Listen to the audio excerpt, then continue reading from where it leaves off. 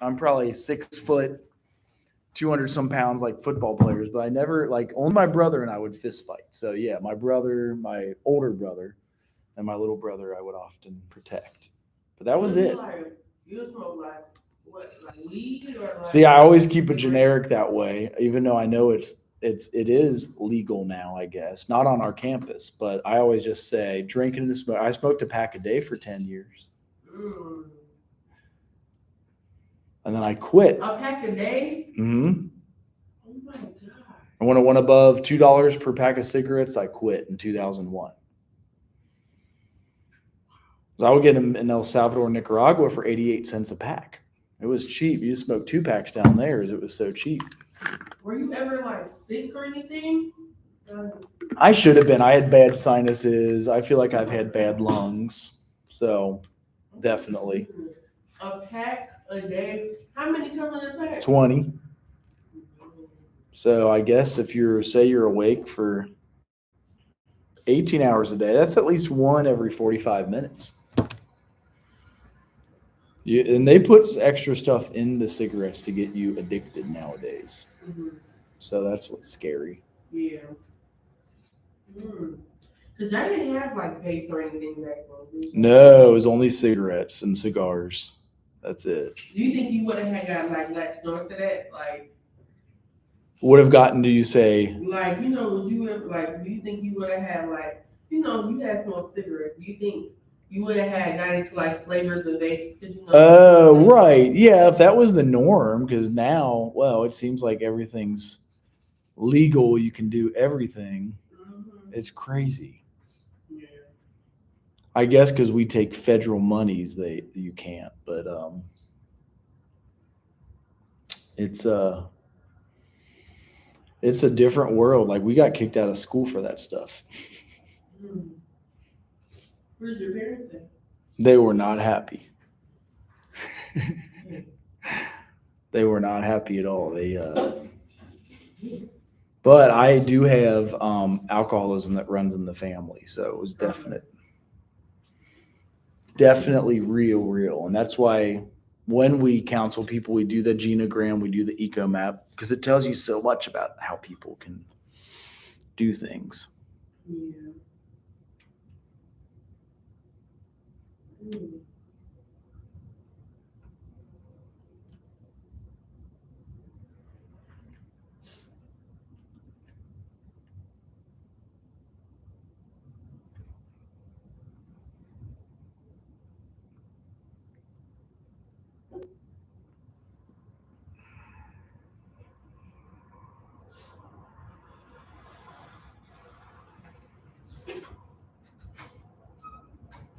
Hello, how you doing? You hanging in there? Yeah. Any classes suck yet? Environmental science. I think I'm gonna withdraw. I got that right now. Whoa. Warren. No, I gotta put him in. Oh, okay. Is that online or person in person? Mine's online. Oh my god. Maybe you could like switch it to online instead, maybe. You don't want to withdraw. I know, but bro, it's kind of better in person. It's kind of better online though. Yeah, it's like he African style, and then it's like, bro, I understand him. I don't know what he's talking. Does he have an accent? Yeah, it's real heavy. Oh. Real heavy accent. Then you try to ask him questions, he get mad. Like,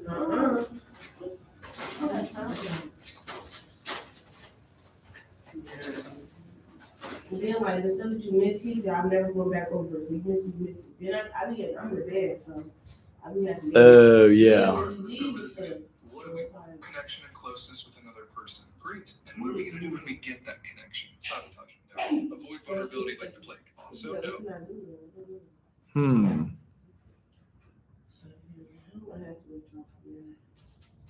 That's how I did with my critical thinking last semester. I was in person at first, and then I switched to online. A lot of people switch to online though. Okay. Critical thinking teacher. I got critical thinking too. It's in person though. Hello. Hey. How you doing? I'm good. We can present still? Yes. Yeah. Can I do that after I'm done with this? Yeah. Yeah. Are you setting your presentation? Yeah. Yes. Mom, I'm gonna call you back on the side. Hi, Mom. Bye, Mom.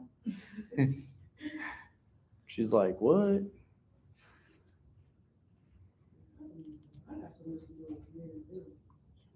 It does get crazy doing all these things that we do.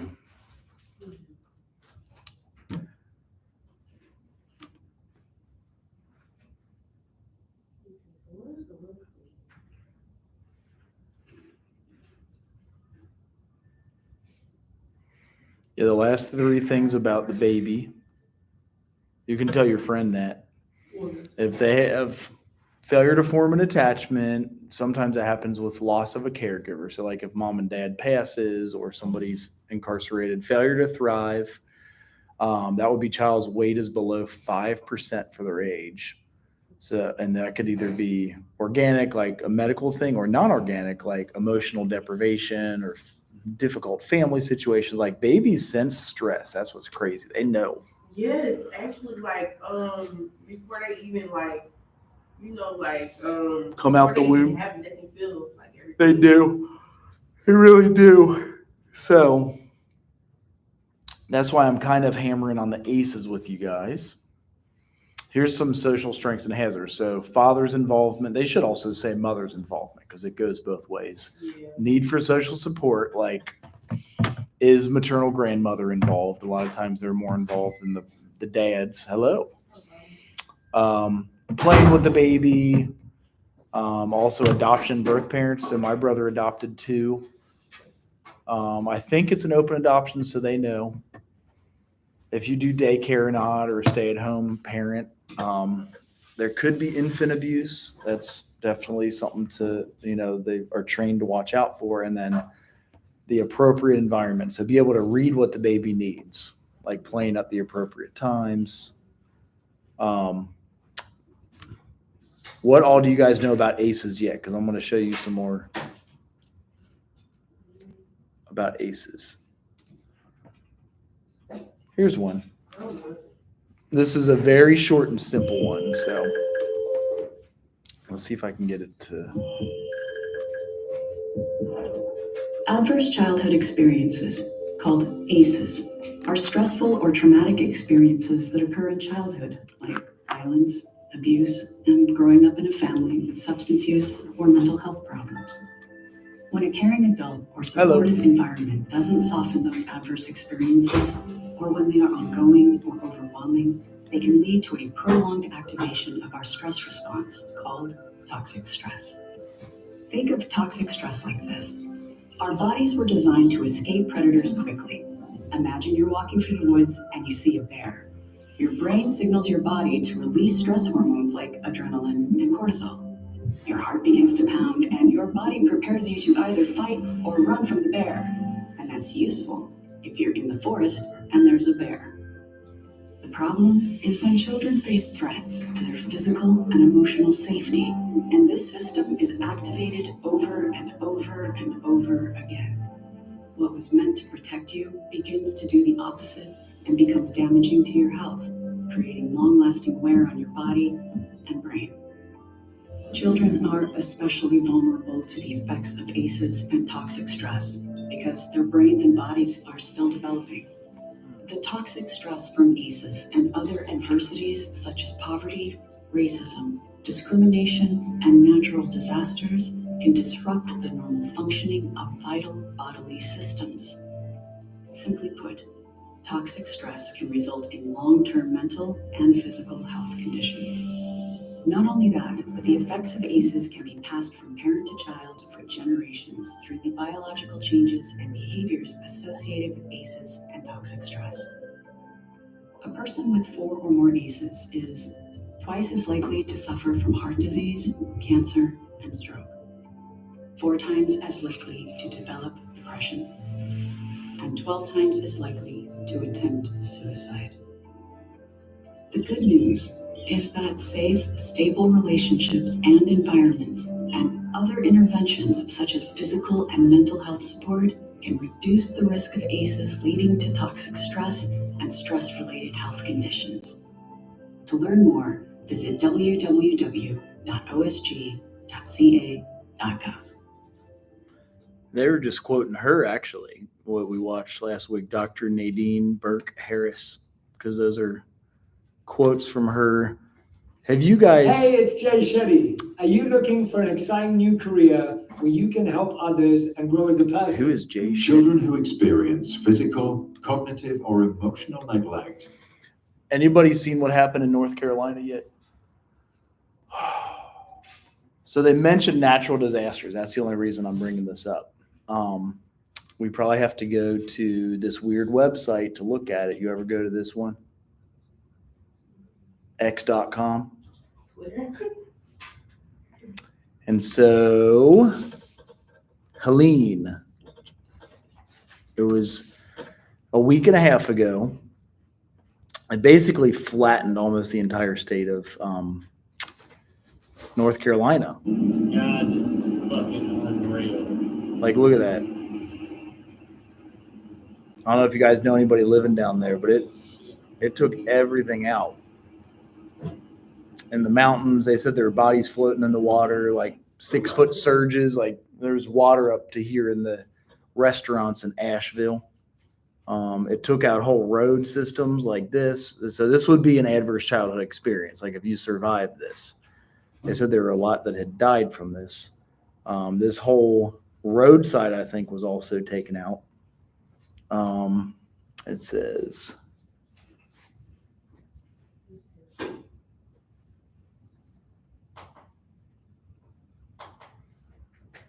they even had animals that if people didn't let them out of these cages, they would have drowned too. Like it was just flash flooding everywhere. So they let out the animals. It pushed cars. Like it went that fast. It pushed cars. It pushed like entire parking lots underwater like that. So that would. Like that happened, and like you don't got insurance. Oh yeah, you would be screwed. Like it's crazy. Some families that are. I would have been so scared. Like, what do you do? Like, bro, your house is really flooded. You just did it. That's terrible. Do they bring a dog or Wait, is it something? still going on? I mean, they haven't had power in 2 weeks. Like they're like, say they're in a mountain and the road collapsed on here and then over there, they're like stuck. So they either have to walk out or hike out. Like if it's Appalachia. So here's kind of what the houses experience. Look at that.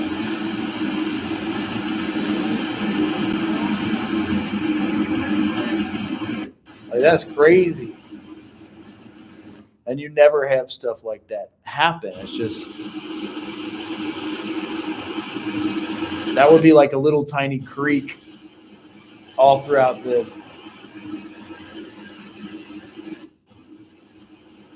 So there's somebody who explained it very well. Well, yeah, look at this one by the river. So look at the freaking damage. Like, that's a lot. And so I guess these are people's houses. Those are their churches.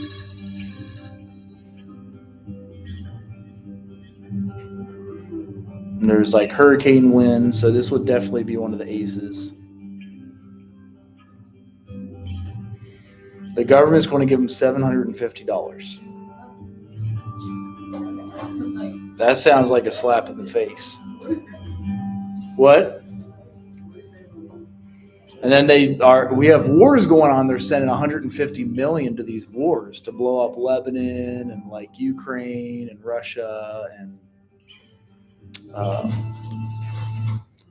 that is crazy that, you know, some of these.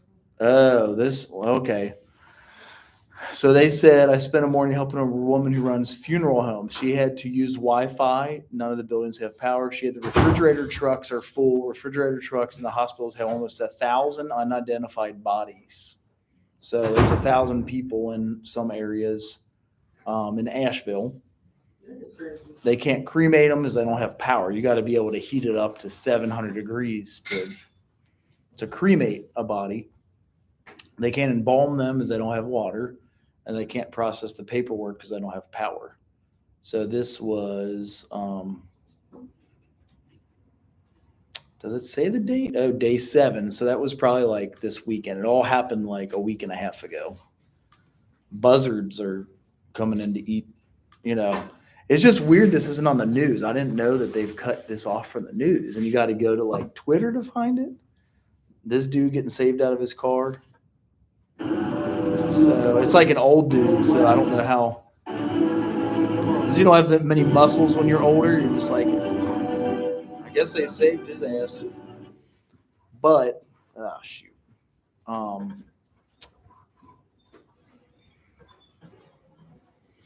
So when it comes to adverse childhood experiences, there's another one coming too, just to top it off. There's another one. Oh my God. Just don't stop. Right. And then is all of Florida. Supposedly we have the military has the ability to like either start a hurricane or stop it too. So they were asking, why didn't the military use directed energy weapons and shoot it at the hurricane and break it apart? Because they actually do have, it's called HAARP, HAARP. Have you guys ever heard of that? So they were saying we would use this for, I guess I have to search this on Twitter too. You're not going to find this on like a normal website. So it's some type of directed energy weapon that they're able to shoot. I guess it looks like that. There you go.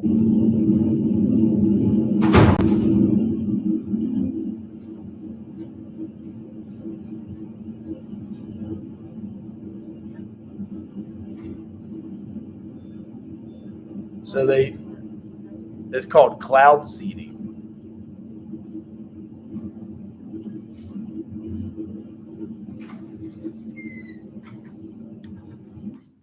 So I don't know.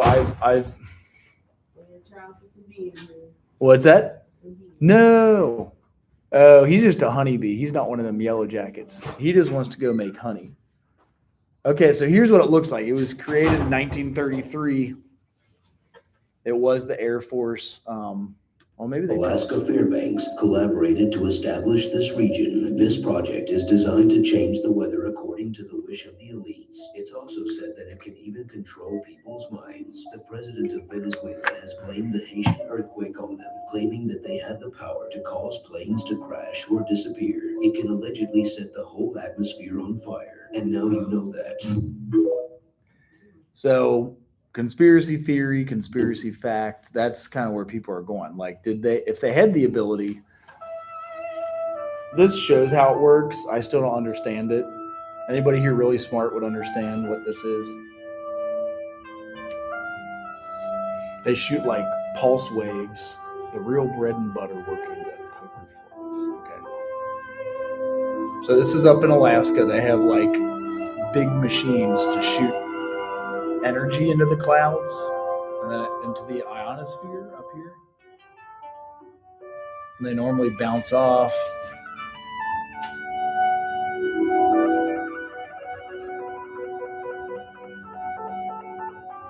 They change the ionosphere, okay. So they use antenna and kind of get water to accumulate. And this is Alaska, so they would shoot it over here. I think we made it in our military to be able to fight wars and like cause weather conditions in other countries. Like if we wanted to drought in Africa or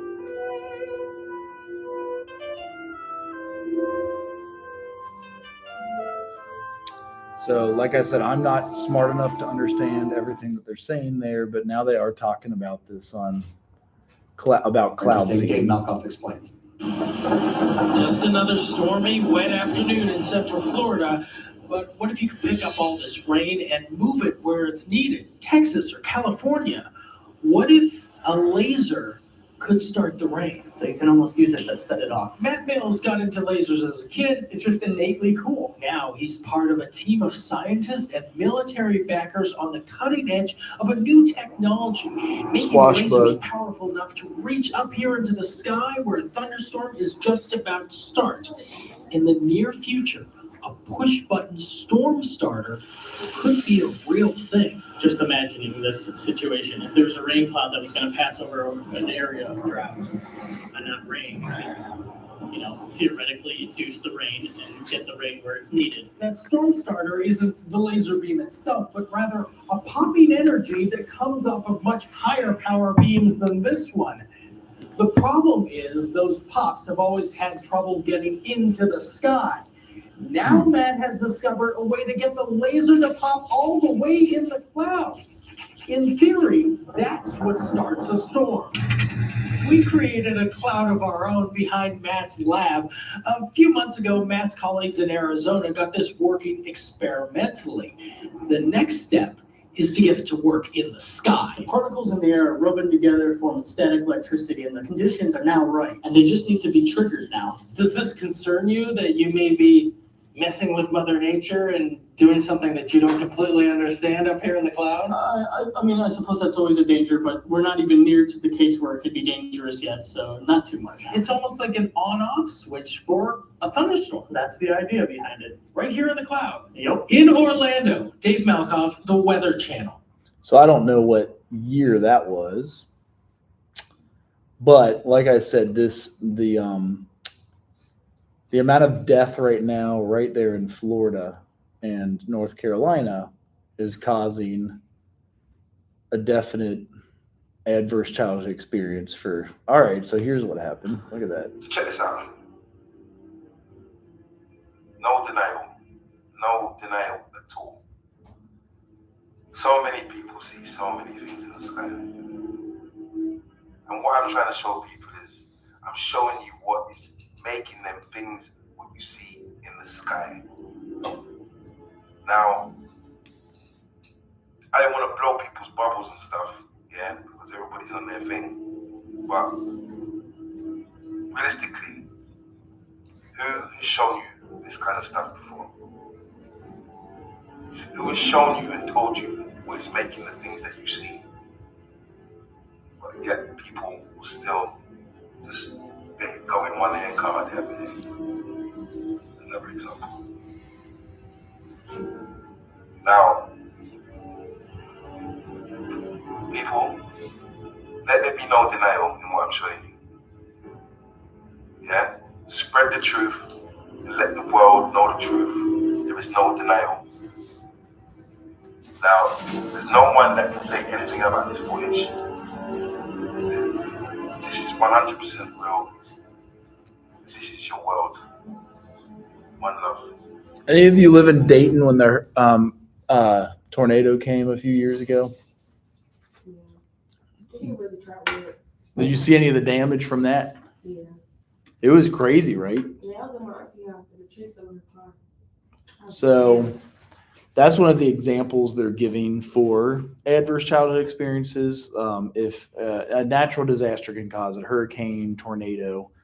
This is the other one I wanted you all to see, and I like the way this company does it. And then I know we have their mother was sick. presentations. Are there more than one presentations today you want to go to? Okay. So Their father was busy, often 1, 2, and I think 3. So we should be good. All right. face anxiety. As a result, their body produces stress hormones. If this happens a lot, these hormones become toxic for their developing brain, which then later can repress emotional and cognitive well-being for life. The real story of Daniel Rucarianu, who spent part of his early childhood in a Romanian orphanage, shows the full impact neglect can have.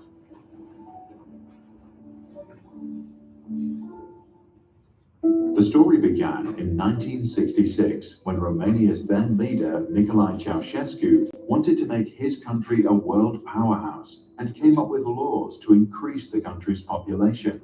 Abortion and contraception were declared mostly illegal. While the law led to a rapid rise in birth rates, many of the poorer families were unable to take care of all their children, and Daniel and around 500,000 others were sent to state-run institutions. In most orphanages, there were no toys, no books, or anything else to stimulate cognitive development. Many kids just stared at the bare ceilings, waiting for their next meal. Due to the lack of human contact, Some babies develop strategies for self-stimulation, such as rocking back and forth. The cognitive neglect often led to lower IQ scores, delayed language development, and a lack of creative thinking. This happens because our brains build connections with every new experience and stimulation. If there are no rich experiences during the first years of life, the period in which the brain develops the fastest, children cannot build the foundations necessary for optimal future learning. They miss out for life. Daniel lived with over 400 other children, and their shared bedrooms were hardly ever cleaned. The meals were mostly tiny portions of boiled cabbage, which the staff would sometimes steal to eat themselves. Some supervisors used violence to control the orphans. Others encouraged the older kids to beat Daniel, to humiliate him and exercise authority. The consequences of physical neglect and lack of basic nutrients caused most orphans to suffer from stunted growth. Some children contracted HIV and hepatitis B as a result of the reusing of medical supplies. The physical abuse caused severe bruising and other injuries. The overworked and undertrained staff hardly ever soothed the crying children. In fact, they barely spent any time with Daniel at all. Some children were left completely alone with their worries. Others hid their feelings from the very people who ought to protect them, since they fear being hurt. Emotional neglect and anxiety lead to an excessive production of the stress hormones known as adrenaline and cortisol, which is like poison for the developing brain. But the experience also distorted the children's understanding of love and human relationships. They learned to trust nobody, and as adults, often suffered from depression, insomnia, and social anxiety. When Ceausescu's regime was eventually overthrown and the conditions inside the orphanage were shown on television, researchers from around the world came to examine the nameless children. MRI scans later showed that some had smaller volumes of brain mass. The resulting research made a strong case that not only is nutrition vital to a child's development, but so is human contact. To help the children, a large number were adopted into foreign families. But even after being adopted, many had problems forming loving bonds to their new parents. This aligns with the attachment theory and the notion that a child needs to establish a loving relationship with at least one primary caregiver early in life. Daniel was quite lucky with his family. While he continued to experience trauma and anxiety, he went on to have a university education, started a family of his own, and later he founded a non-profit organization for neglected children. If you grew up in a loving environment, count yourself really, really lucky. If you experienced forms of neglect, try to internalize the idea that it was never your fault, and maybe not even your parents' fault either. To read what we think can be done if you have ever experienced neglect, read the descriptions below. One way is to share your thoughts about neglect and how you think it affects you today.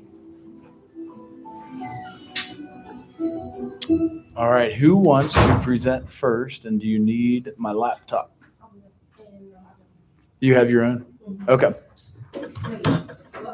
You can plug in. We just need that.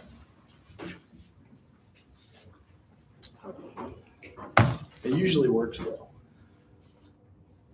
Can I present on Thursday? You can. Yep. Yes. I'll go on Thursday too. Okay. Yeah. All right. Is that your preference? Yeah. Jesus Christ. Did it just close? Are you serious?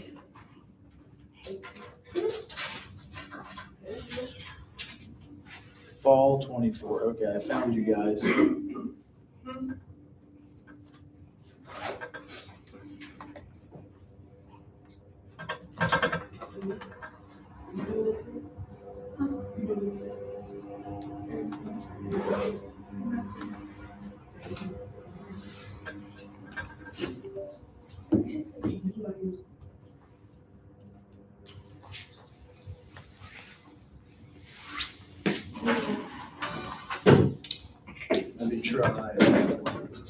This is it.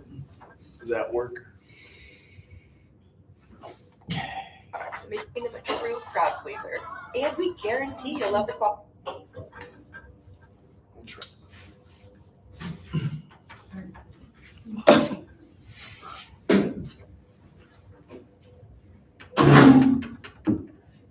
My computer's doing something. Oh, so maybe it's trying to connect. Yeah. All right, we'll try this one. Hello. Thank you.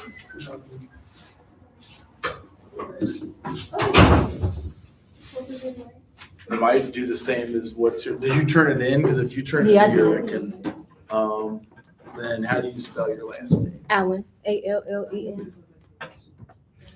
Okay.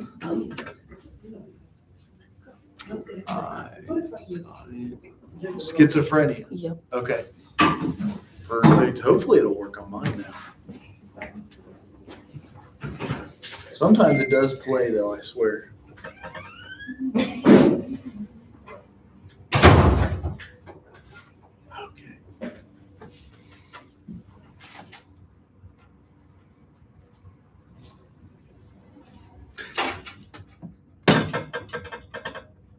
Hey, now it's working. It's just not loading very quickly.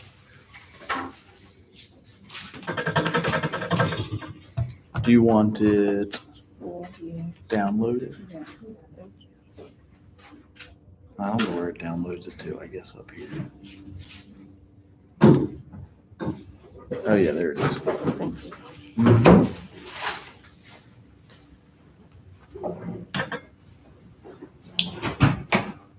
Hold on. Are you serious?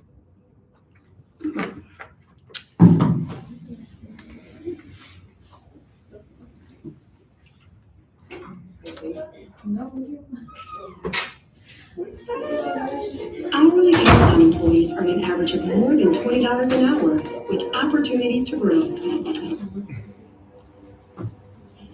Where is it? I lost it. Where is it? Oh, the PowerPoint? Yeah. It's probably right here. That one. Okay. There you go. Thank you. So, back. Schizophrenia can be a rough one. There's good medication for it now. Uh-huh.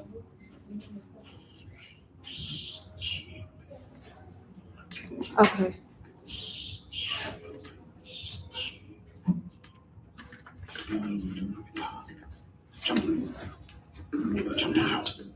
What is it doing? What is it doing? Is that an internet? Sometimes.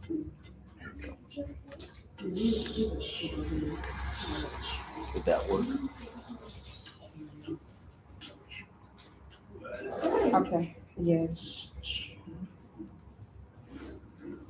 Okay, hello class. My name is Tylen Allen and my presentation will be on schizophrenia.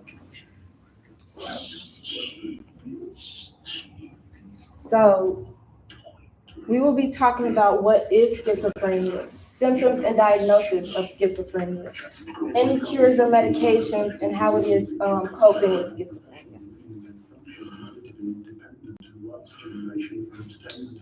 What is it? Schizophrenia is a severe mental disorder causing unordinary behavioral patterns, interruptions in thinking, and many emotions. And this picture represents the many emotions going on through someone's head at a time.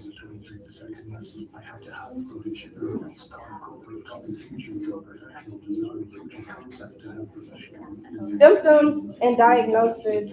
Okay, so in order to be diagnosed with schizophrenia, there has to be at least 2 symptoms present for at least a span of a month. And those symptoms could be delusions, hallucinations, disorganized speech such as off-topic responses, repetition of movements or phrases, and rapid changes in conversations and movements, catatonic behavior such as uncomfortable positions, lack of speech, and stiff facial expressions.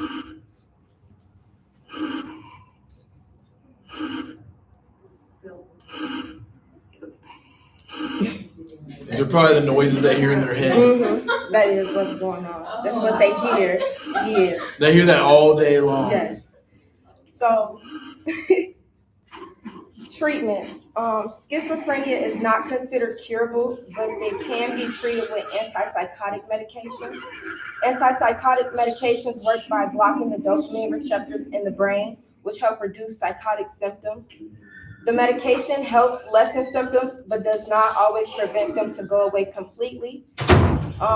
It helps some be able to differentiate what's real and what's fake and allows them to focus on their daily tasks so they don't get swallowed in their thoughts in their head. There is good meds for it now that'll take that away. Mm-hmm.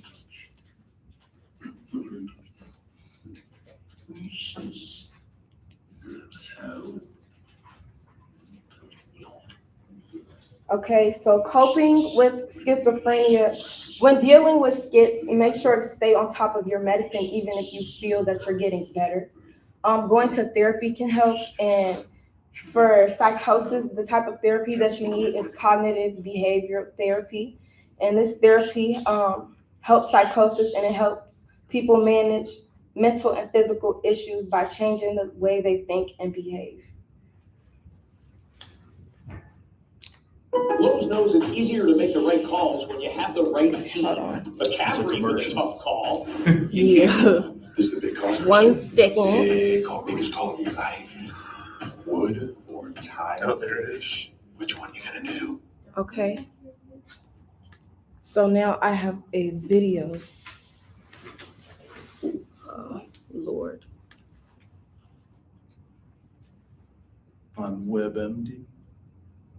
Why does it keep going to this? I don't know. For some reason, people have the view set up, but let me see. If we want to copy it, we can try that. Okay, we can do that. Like the very last one. Mm-hmm. And it is there. And then does this let you just click or copy, or how do you enable editing? Oh. Maybe that's it. If we can edit, then you can copy it. Okay. Do you know how to? Because I had set it up so it can play. I know, I see it. Yeah. Like, let me see. Oh yeah, open link. There you go. Either open or I copy. see. That might do it. There we go. Perfect. You're sitting down. Don't get up. You're good. Don't do anything. Stop what you're doing. Don't do anything. Stay in your bed all day.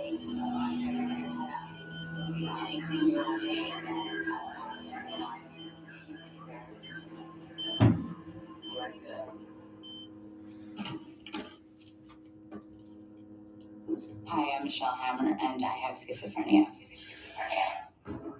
Schizophrenia is a mental illness that changes the way you think, feel, and act. It's broken down into 3 separate categories: positive, negative, and cognitive. Positive symptoms don't mean they're a good thing. It's an add-on to your normal behavior. Things like hallucinations, delusions, and voices. You know, I had so many ghosts and shadows inside of my mind. A demon was perching on the end of my bed. Negative symptoms take away from your behavior. I showed no emotion and I was just totally out of it. Cognitive symptoms make it hard to pay attention and hard to focus. Your brain is just racing. It can't stop. The pathology of these illnesses has only become recently understood. Schizophrenia is different for everyone. My symptoms aren't like everybody else's.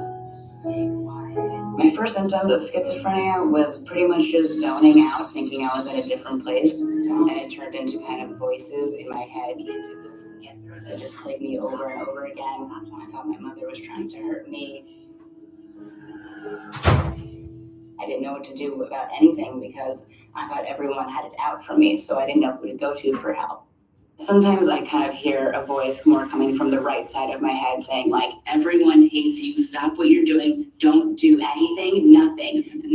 Well, it's kind kind of like the other side of me is kind of arguing back with the voice. Don't worry about anything. Chill, just chill, breathe, chill, just chill. You can get the right. And it's kind of just like the thing is, who's gonna win? Who's gonna win? Who's gonna win? When I take my medicine, the good sign wins.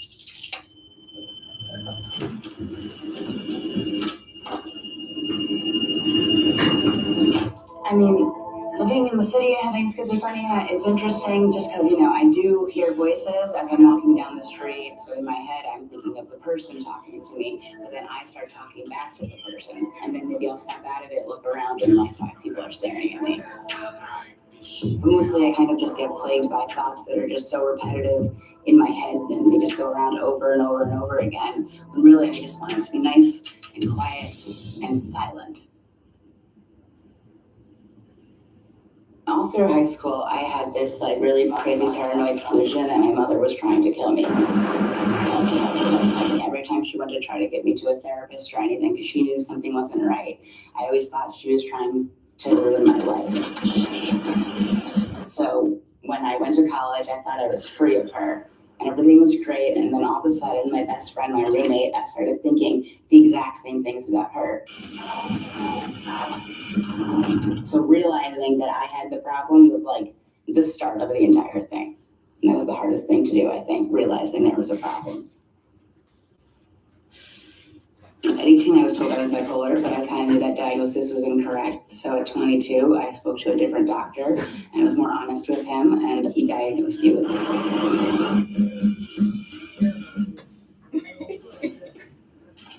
schizophrenia, and that was like the best thing that ever happened to me because he got me on the right medication, and I feel as good as I can possibly feel right now.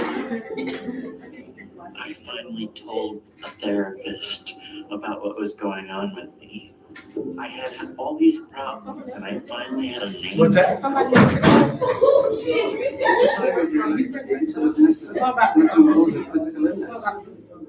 Talk to as many That's people fine. as you can. Who else wanted to present? Don't be judgmental. Okay.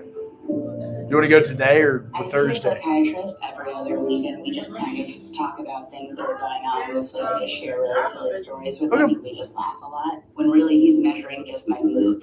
That's what I know that he's doing. But see how, like, if you saw her on the street, you might not even notice, like, she's got mental illness. Like, she looks like a normal 20-some-year-old girl. Where's the bee at?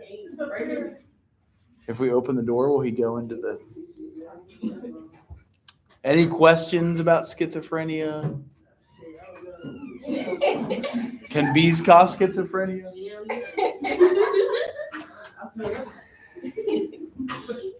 I'm allergic to them. Are you?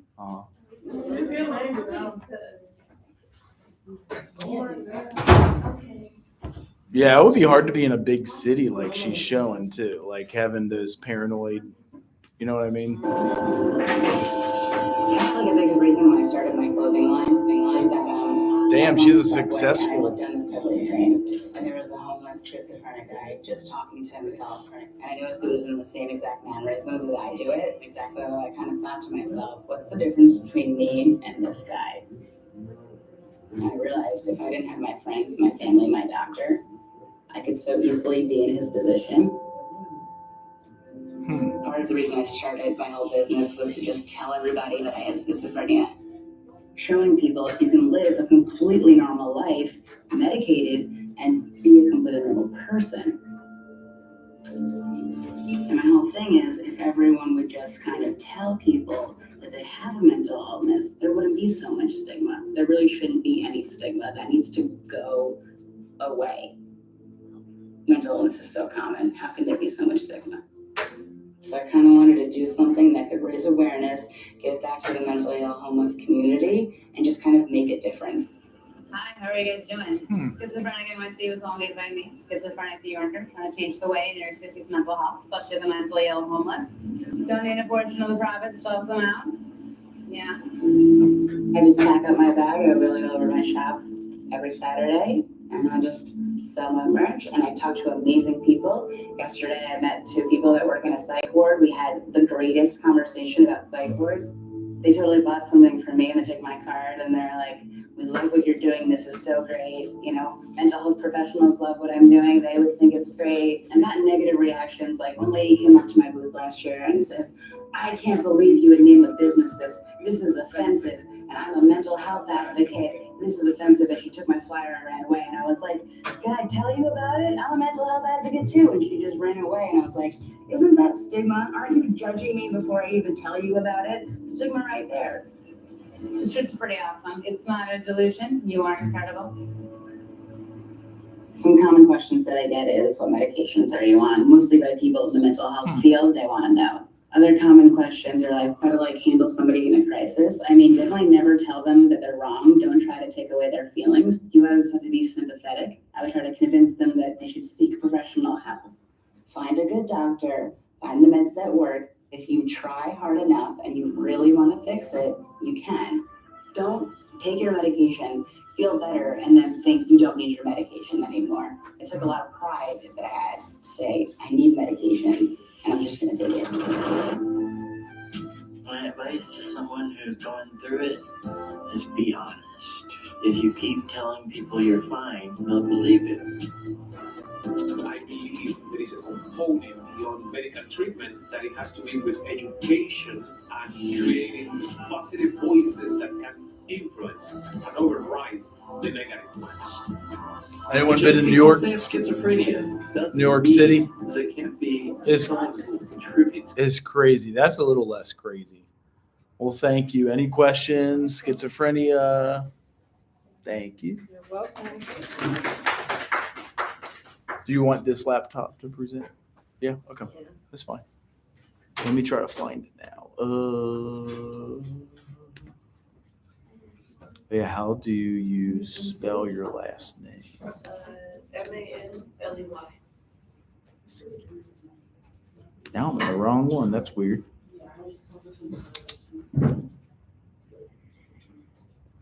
We have our new hire. You guys might be in some of her classes, but she now can't start till December when we get the visa. So me and Karen and Nikita are covering her classes. Anybody have a Term B social work class? I guess you guys aren't in them then.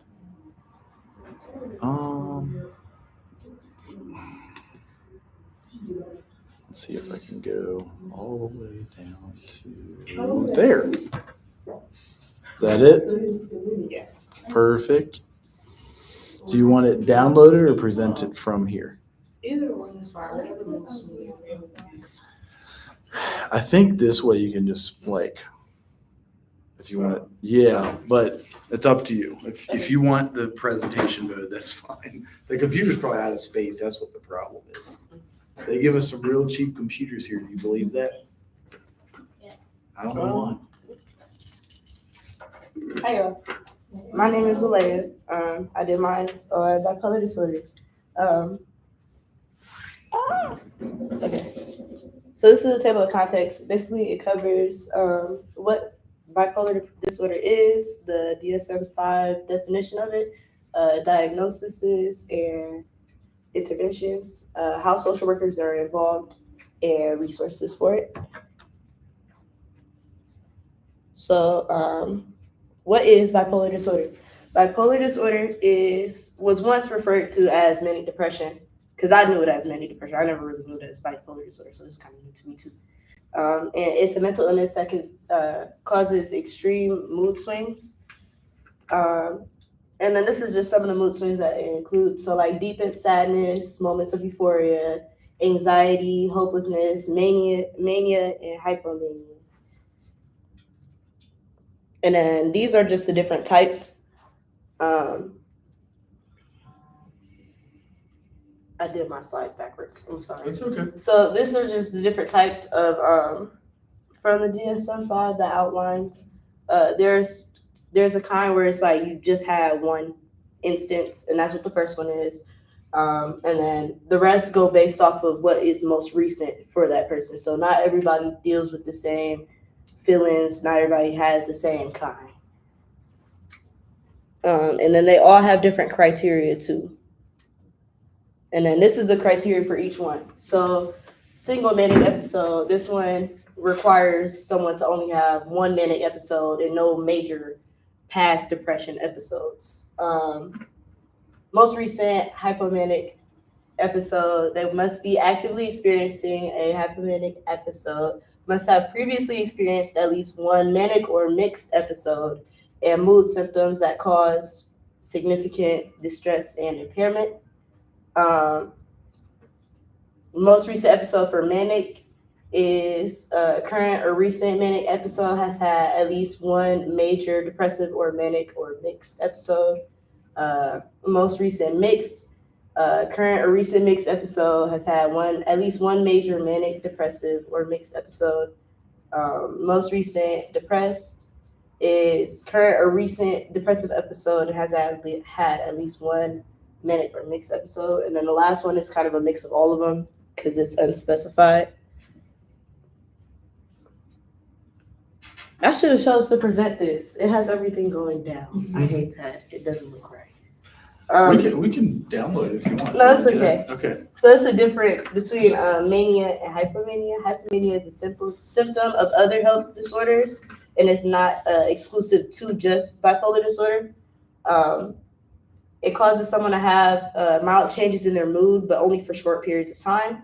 Mania is a symptom of specifically bipolar disorder that causes someone to have longer periods of extreme changes in mood.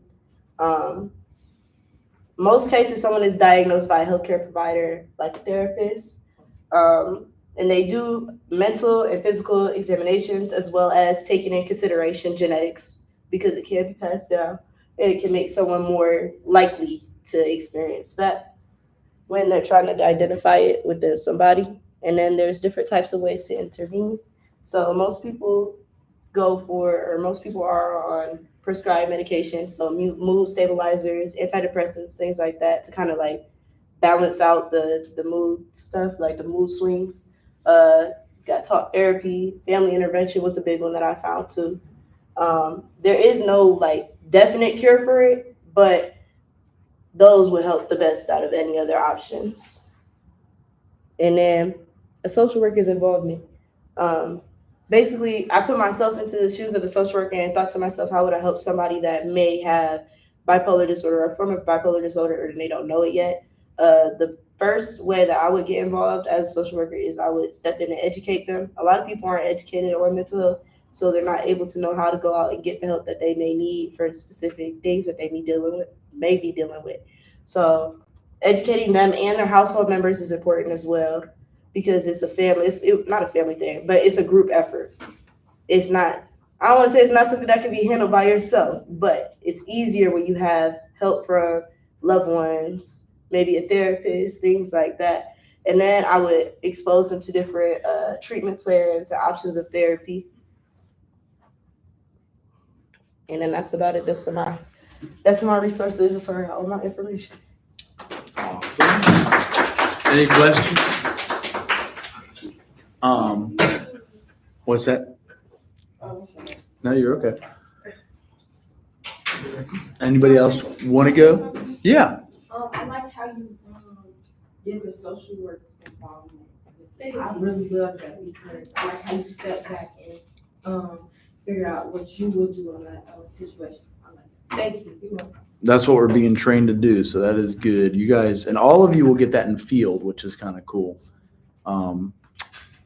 Kind of scary because you go from, you're used to being in school and sitting back and watching it like it's a movie. Like you could even, I keep telling you, we didn't have phones. I had to have a pager, but you can like text your boo during class and whatever. But we never got to do that. We had to take notes, and I think I got a laptop in 2004. So we had no texting till 2003 and no wireless internet until 2004. And that's when I finished graduate school. Everything was notebooks and paper. It was weird. I don't know if you guys got to experience that. Did you say you did some type of presentation mode that made it look cool? Is that what it was? Yeah, because it just pushed down like all the words. But Oh, right. I know what you're talking about. So like I kind of get it. But like it was right off the bottom, it was bothering. Okay. I saw that. Right. It does. That's okay. Well, does anybody else want to go? We can hold off till Thursday. I know it's homecoming, so maybe you got to take it easy on classes this week. You got to do easy softball classes and have time to get your stuff done. Any questions about the application? That will help us stay accredited, so it is a big deal.